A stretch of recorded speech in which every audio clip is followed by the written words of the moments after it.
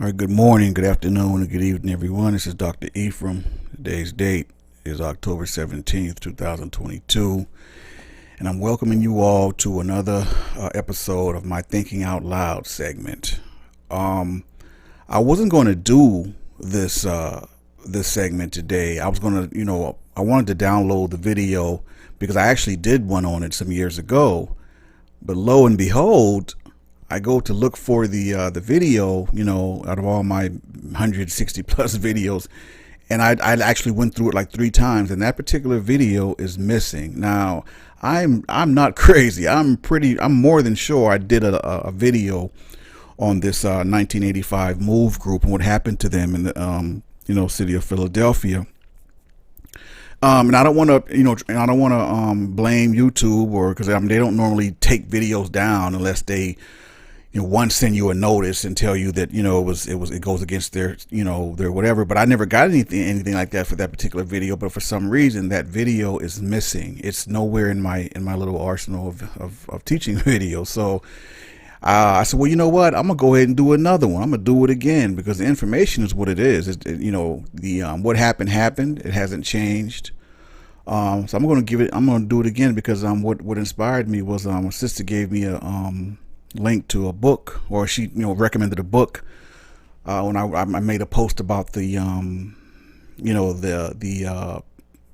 inhumane experiments on black prisoners, and she gave me this book called Medical Apartheid, man, which is, I'm like, wow, man. And thank you again, sister. I can't remember your name, but thanks again, sister. She said she's from Philly. I appreciate that. It dawned on me, man. Listen, there are so many stories that don't get told about our people and our experiences, in America since the inception of the transatlantic, right? But I can only think of one other time when, in the United States, bombs were dropped on the United States citizens. Like the only other time bombs were dropped on United States citizens was when Black Wall Street took place. If you guys are familiar with that, they literally they dropped bombs, man. Can you imagine that? Even with the Waco incident many years ago with the whole David Koresh, the Branch Davidians, they didn't drop no bombs on them. Those people, they had all kinds of weapons, and they had all kinds of stuff. It was crazy what they had, and they didn't get bombs dropped on them. So I don't know who made the call to drop bombs on this little group called Move, in the grand scheme, because that's basically what they were. They were so small in the grand scheme of everything, really. I don't know who made that call to do that, but I tell you, that was pretty foul what they did. It was not that serious, and I'm going to get into the story and who Move was and what happened. And the brother that started the movement, his name was John Africa. He's deceased now, right? But I'm going to get into that, and I'm gonna be honest with you. Like I said, I was a junior in high school when this happened, and I don't remember this being a big deal, in the news cycle here in South Carolina. Because back then it wasn't no internet, it wasn't no Facebook and news feeds and all that. So I don't know. I just don't remember it. If it was, I don't remember it. But like I said, so many stories, that don't get a chance to get told, about the experiences of our people, in the USA, man. It's just, I don't know. It just really makes you think, man.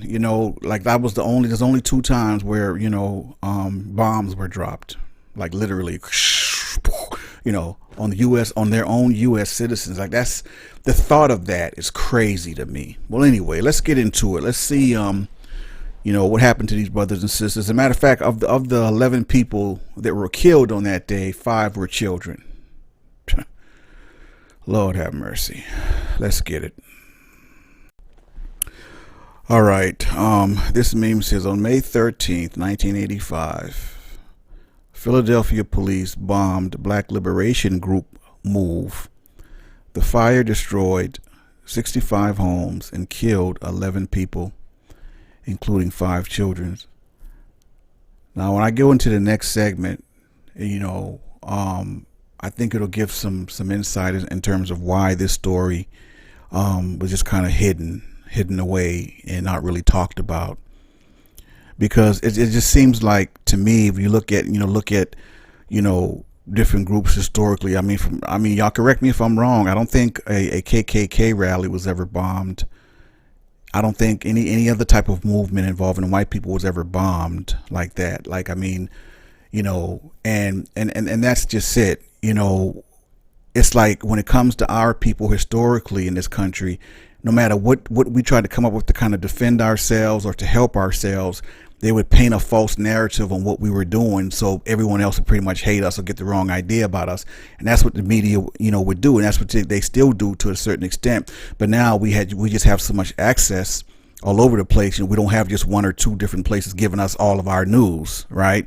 So, but that method is still being used by people in political power and things like that. They paint a false narrative, right? They take anything positive that we try to do for ourselves and kind of paint a false narrative, so that way it'll turn people off and against what we're doing, and essentially and against us. That's what they do, right? Because this segment right here, it goes on to say that in 1985. The Philadelphia police ordered a bomb strike on a black organization living in the middle of a heavily populated black neighborhood. As the family members ran out of the burning house, they were repeatedly gunned down, and many of them were either killed or forced to run back in. These are the stories you'll never hear, and that would probably give some insight and context to why, right? And my thing is, you can't hide the truth. Like, this happened. This isn't a figment of someone's imagination. Like seriously, man. And I'm not trying to say that, because I'm going to get into, a little bit of their background, things like that. But they weren't they were in no way a threat to come down that hard to the point of, making a call to drop bombs, man, in a residential neighborhood in America. Like, are you even kidding me? Like, just to even say that, like, you know what I mean? Like, that's just so, it's just so beyond the norm, so way out there, right? And that would explain why we don't hear about stories like this. And the crazy thing is, my uncle, even though he's from South Carolina, he pretty much, was raised in Philadelphia and died. As a matter of fact, he's buried there to this day. But I just do not remember them talking about this story. I do believe that Mumia, I think he was associated with them. Mumia Jamal. Many of you youngsters probably never heard of him, but I think he was like I think he was arrested for allegedly killing a police officer. I'm not sure. And I'm not even sure what's the status of him now. Y'all, talk to me about whatever happened to Brother Mumia, if he beat that, or they, what happened. Because I don't even know what the outcome of his situation was. But I think he was associated with this group, Move, right? Now, again, I'm just telling the story. I'm reporting the news. Okay. So, I'm not trying to be disparaging. I'm not trying to, to say anything disrespectful to or about anyone. I have to report the news. I have to report what it is. I'm not using any profanity, or, my images aren't graphic. So my video should be cool. I don't do the whole flag thing, because when they flag your video, it's not like my video's only getting a couple 100,000 views anyway. So I don't need them to flag it and even less people see, my videos. You know what I mean? So, but you all do your part. Hit the subscribe. When you hit that notification bell, make sure you hit all when you hit that notification bell, so you'll get all my presentations when I upload stuff. Because we got to do something about these views, man. Even my shorts don't get views. There's something is going on with my channel. I've been posting consistently for the past couple weeks, and my views are just really, something is going on, man. But they won't tell me. that they have my channels either banned or something is going on, man. Because I mean, I've been seeing other people's shorts getting all these videos, all these views, and I mean, mine is keeping in the 200, 300, 400 views. I mean, come on, man. Like, I'm doing everything that they say. I'm consistent. My videos are, I'm not doing it. I don't have any graphic images. I'm not saying a bunch of foul language. I'm not disparaging anyone. I'm not using racial language. None of that. So why y'all? Please, YouTube, please stop suppressing my views on my videos. Stop suppressing my channel. I mean, what I'm bringing forth to the people, our people need this, man. Like y'all these a lot of these videos and these sites, y'all getting all these views for stupid stuff that ain't even edifying to us, man. Like, please stop suppressing my views. Like, please take my channel off of shadow ban or whatever y'all got going on against my channel, because this is ridiculous. I've been posting consistently and my views are not really going up, so I don't understand what's going on. But we have to do something about that, man, because I mean, really, this is just ridiculous. But anyway, let's get into the story of the move, man, and see what what it was with these brothers and sisters and how it got to that point on in May of 1985. Okay, they say MOVE was originally called the Christian Movement for Life. And they say it's a communal organization that advocates for nature laws and natural living, founded in 1972 in Philadelphia, Pennsylvania, by John Africa, born Vincent Lephart. The name, styled in all capital letters, is actually not an acronym. MOVE lived in a communal setting in West Philadelphia, abiding by philosophies of anarcho-primitivism. The group combined revolutionary ideology similar to that of the Black Panthers with work for animal rights. MOVE is particularly known for two major conflicts with the Philadelphia Police Department. In 1978, a standoff resulted in the death of one police officer and injuries to 16 officers and firefighters, as well as members of the MOVE organization. 9 members were convicted of killing the officer, and each received prison sentences of 30 to 100 years. I think this is what Mumia was involved. I'm not sure. Maybe he came a little later. Maybe it'll tell us. Let me keep reading. The resulting fire killed 6 MOVE members and 5 of their children and destroyed. Oh, wait a minute. Let me back up. In 1985, another firefight ended with a police helicopter dropping 2 bombs onto the roof of the MOVE compound, a townhouse located at 6221 Osage Avenue. The resulting fire killed 6 MOVE members and 5 of their children and destroyed 65 houses in the neighborhood. The police bombing was strongly condemned. The MOVE survivors later filed a civil suit against the city of Philadelphia and the Philadelphia Police Department and were awarded $1.5 million in a 1996 settlement. Is that for one person? That couldn't have been for everybody, right? If you're from Philadelphia and y'all familiar with this, y'all please put me up. That $1.5 million settlement couldn't have been for everybody. Please tell me that settlement wasn't for everybody. Other residents displaced by the destruction of the bombing filed a civil suit against the city, and in 2005 were awarded $12.8 million. Okay, damages by jury in a trial. All right, goes on to continue to say the group's name MOVE is not an acronym. You would think it would be an acronym to mean something, but it's not. The founder, John Africa, chose his name to say that what they intended to do was move. He said that's what people that's active and alive do. They move. Okay, I get it. Members intend to be active because they say everything that's alive moves. Okay. If it didn't, it would be stagnant, dead. When members greet each other, they say, on the move.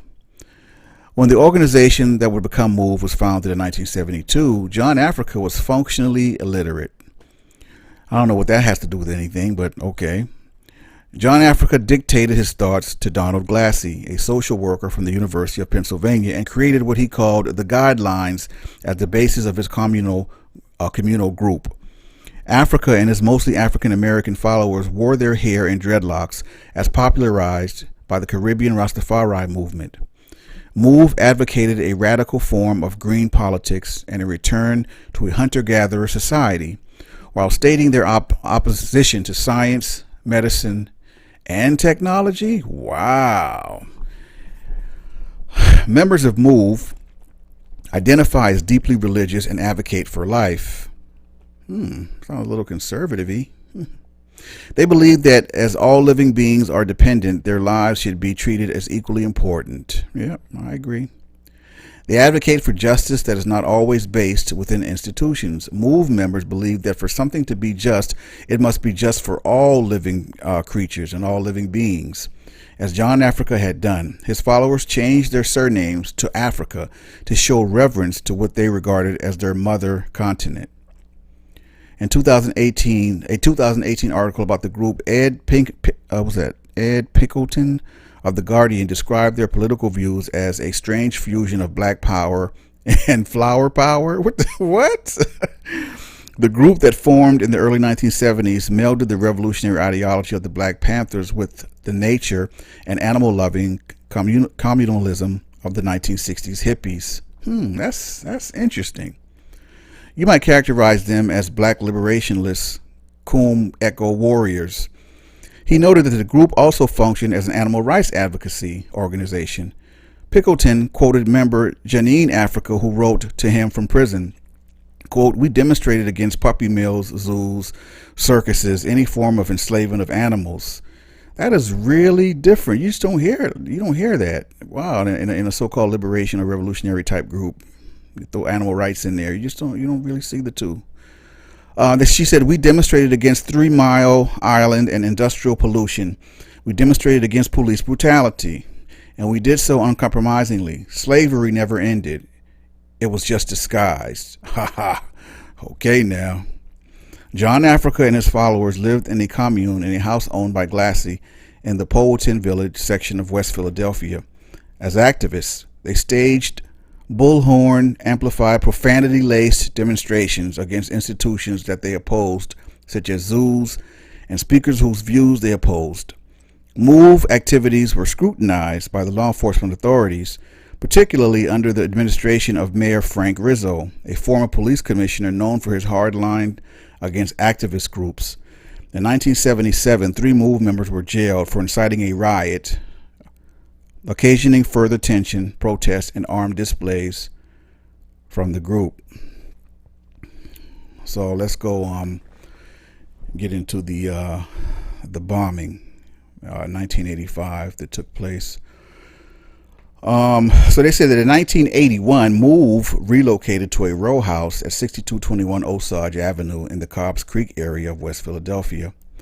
Neighbors complained to the city for years about trash around their building, confrontations with neighbors, and bullhorn announcements of sometimes obscene political messages by MOVE members.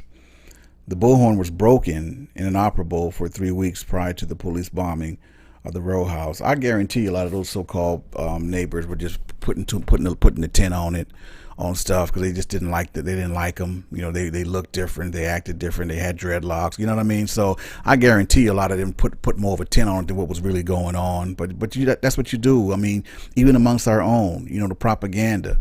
You know, you want to turn people against them, so that way whatever we do won't be so bad because they're bad people. That's what propaganda does. I mean, this country is great at propaganda. You know what I'm saying? So, I mean, our people ain't no different. So it says here on Monday, May 13th, 1985, nearly 500 police officers, along with city manager Leon Brooks, arrived in force and attempted to clear the building and execute the arrest warrants.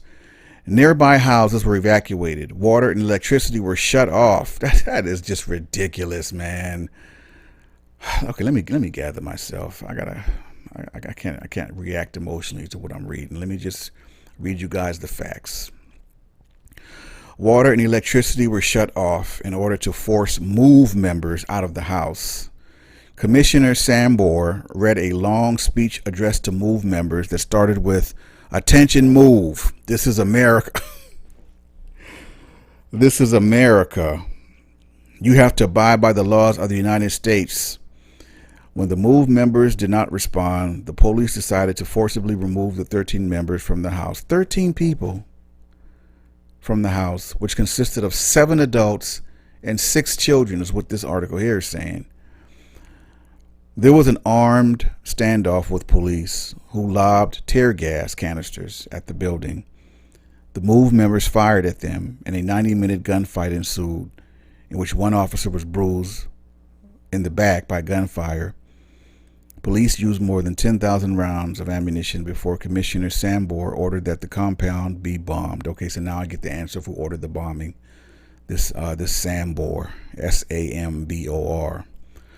From a Pennsylvania State Police helicopter, Philadelphia Police Department Lieutenant Frank Powell proceeded to drop 2 one-pound bombs, which the police referred to as entry devices, made of FBI-supplied Tovex, a dynamite substitute, targeting a cubicle on the roof of the house. The ensuing fire killed 11 of the people in the house, John Africa, 5 other adults, and 5 other children aged 7 to 13. The fire spread and eventually destroyed approximately 65 nearby houses on Osage Avenue and nearby Pine Street. Although firefighters had earlier drenched the building prior to the bombing, after the fire broke out, officials said they feared that MOVE would shoot at the firefighters, so held them back.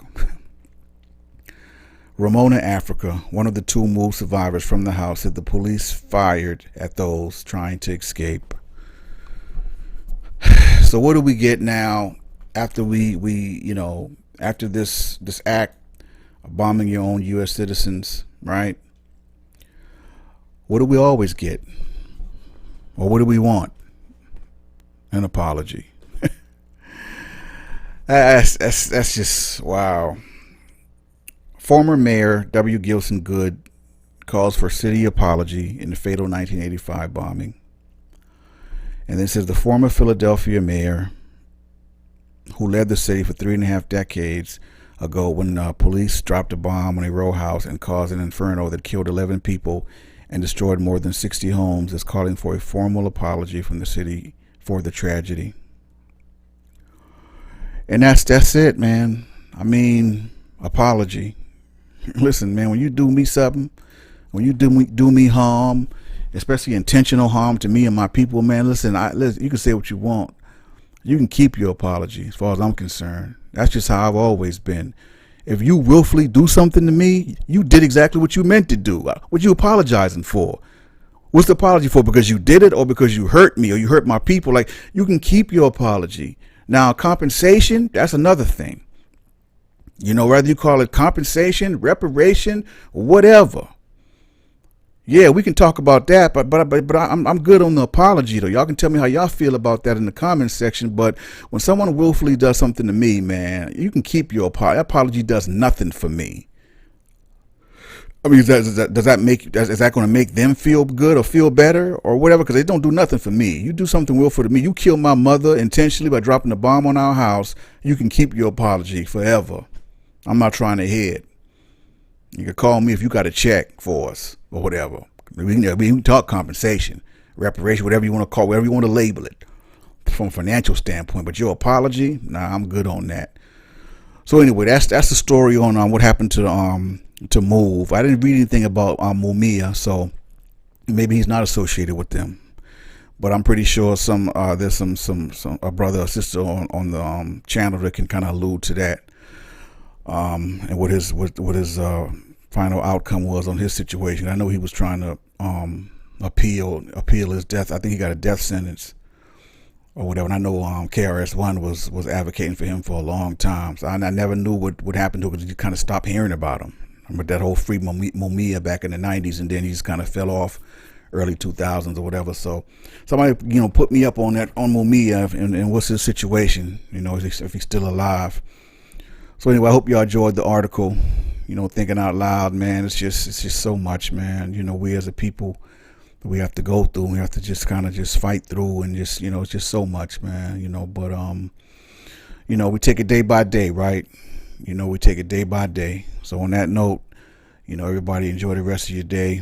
And until next time, it's Dr. E signing off, saying Shalom elect.